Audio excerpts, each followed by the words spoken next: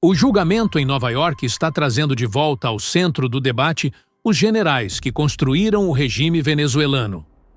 Cliver Alcalá já foi sentenciado. Hugo El Polo Carvajal está colaborando com a promotoria. E Diosdado Cabello permanece foragido enquanto o processo avança. O que era uma operação militar virou uma máquina de revelar nomes. E cada nome novo reescreve o que o mundo pensava que sabia sobre a Venezuela. Caros espectadores, bem-vindos a mais um episódio de Jogos das Nações. Antes de começarmos, não se esqueçam de se inscrever no canal, deixar o like e um comentário para fortalecer o vídeo e ajudar a impulsionar, além de ativar as notificações para não perder nenhuma de nossas narrativas e análises de geopolítica. Apertem o hypar do canal, que também ajuda muito. E se quiserem apoiar ainda mais o canal, considerem se tornar membros. Quando Trump ordenou a captura de Maduro em Caracas, na madrugada de 3 de janeiro de 2026, a maioria dos analistas focou no ditador venezuelano sendo levado para uma cela em Brooklyn. Mas o que o processo judicial em Nova York está revelando, semana após semana, é que Maduro nunca operou sozinho. O regime venezuelano foi construído sobre uma estrutura militar que envolve generais, ex-chefes de inteligência e figuras do alto escalão chavista que durante décadas usaram o aparato do Estado para transformar a Venezuela num dos maiores pontos de trânsito de cocaína do hemisfério.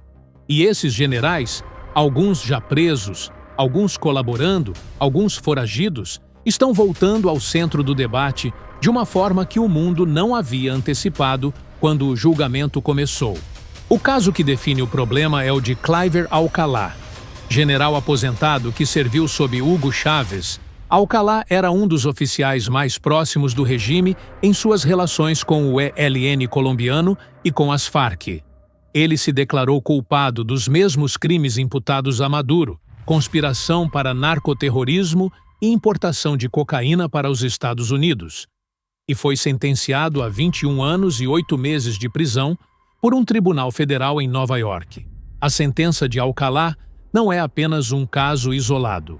É uma demonstração de que a promotoria americana tem capacidade de processar generais venezuelanos com sucesso, com provas suficientes para sustentar as acusações diante de um júri federal, e que está disposta a ir até o fim nesse processo. Para os outros generais que ainda estão foragidos, a mensagem é inequívoca, e é uma mensagem que os bastidores do regime venezuelano estão lendo com muita atenção. Hugo El Polo Carvajal representa a dimensão mais explosiva desse processo. Ex-chefe da inteligência militar venezuelana, homem que durante anos operou no centro das relações entre o regime e as guerrilhas colombianas, Carvajal se declarou culpado de conspiração para importar cocaína e de atividades narcoterroristas. Está colaborando ativamente com os promotores americanos, em troca de uma redução de pena. O que Carvajal sabe não é pouco.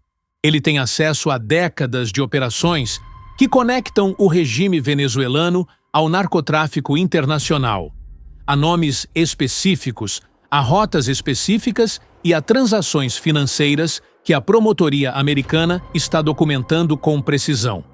Cada detalhe que Carvajal entrega em seu acordo de colaboração é uma peça adicional no processo contra Maduro e contra os outros réus que ainda não foram capturados. A sentença de Carvajal foi marcada para novembro de 2025, mas o impacto do que ele revelou vai continuar aparecendo no processo ao longo de todo o segundo semestre de 2026. O nome que concentra mais atenção neste momento é Diosdado Cabello, ministro do Interior da Venezuela.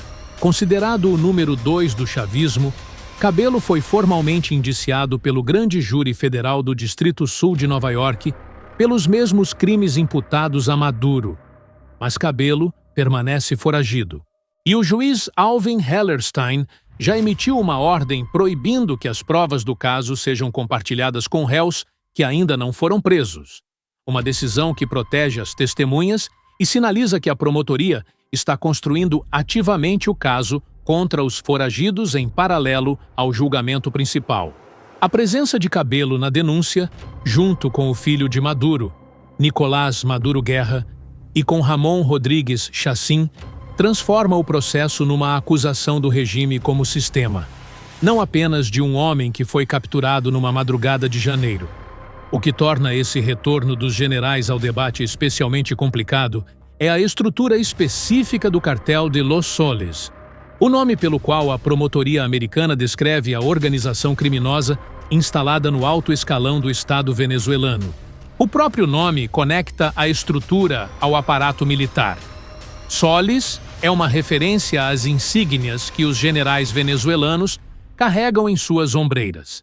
Não é uma metáfora acidental. É uma descrição funcional de como o regime operava, com generais no centro de uma estrutura que usava portos, aeroportos, canais diplomáticos e infraestrutura estatal para transportar toneladas de cocaína em direção aos Estados Unidos. Cada vez que um colaborador detalha como o cartel de Los Soles funcionava, o perfil de quem estava envolvido se torna mais nítido, e os nomes que aparecem nesses depoimentos são exatamente os generais que o regime venezuelano apresentou ao mundo durante anos como pilares da estabilidade institucional do país. A dimensão que o processo está adquirindo vai além dos indivíduos que estão sendo julgados. Segundo as acusações, líderes do governo venezuelano abusaram de suas posições por mais de 20 anos, corrompendo as Forças Armadas, o Serviço de Inteligência, o Legislativo e o Judiciário para facilitar o tráfico de drogas em larga escala. Isso significa que o processo em Nova York não é apenas o julgamento de Maduro e de um grupo de aliados. É a documentação judicial de como um Estado inteiro foi sistematicamente transformado numa plataforma para o narcotráfico internacional. E à medida que essa documentação avança, com cada audiência e cada depoimento de colaborador, a imagem do regime venezuelano que emerge no tribunal é fundamentalmente diferente da imagem que governos aliados, incluindo o Brasil, defenderam publicamente durante anos. O impacto dessa narrativa sobre o cenário político regional é o que está preocupando governos em toda a América Latina. Porque os generais que estão voltando ao debate no processo de Nova York não são figuras obscuras ou periféricas do regime. São os mesmos generais que receberam delegações diplomáticas, que participaram de reuniões com líderes regionais, que foram tratados como representantes legítimos de um Estado soberano, enquanto, segundo a acusação americana, operavam simultaneamente como pilares de uma estrutura de narcotráfico de escala industrial. A cada nova revelação sobre o que esses generais faziam, a posição dos governos que legitimaram o regime venezuelano fica mais difícil de defender e mais fácil de atacar por adversários políticos internos. O calendário do julgamento é o elemento que transforma esse debate num problema estrutural para 2026. Trump já sinalizou que outras acusações serão apresentadas contra Maduro, o que significa que o processo vai continuar se expandindo ao longo do segundo semestre do ano. Diosdado Cabello e os outros réus foragidos são alvos ativos. A promotoria está construindo o caso contra eles com o material que os colaboradores estão fornecendo. E cada nova acusação, cada novo nome, cada novo detalhe sobre como o cartel de Los Soles operava vai aparecer nas manchetes dos principais jornais do mundo e vai reacender o debate sobre quem sabia o quê, quem reconheceu o quê e quem escolheu defender o quê quando o mundo inteiro estava questionando o regime de Maduro. Por hoje é isso, caros espectadores. E foi mais um capítulo de uma história que começou com a captura de um ditador numa madrugada de janeiro e está se transformando, audiência após audiência, no processo judicial mais revelador sobre como o poder funciona na América Latina. Os generais que construíram o regime venezuelano estão voltando ao centro do debate. E o que o Tribunal de Nova York está revelando sobre eles não é apenas a história de um país, É um espelho sobre décadas de conivência regional que ninguém está conseguindo ignorar completamente. Se vocês ainda não se inscreveram no canal, apertem o botão agora e ativem o sininho, porque vamos continuar acompanhando cada nova revelação desse julgamento histórico. Deixem seu comentário sobre qual dos generais acham mais central para entender o regime venezuelano. Obrigado por acompanharem este episódio de Jogos das Nações.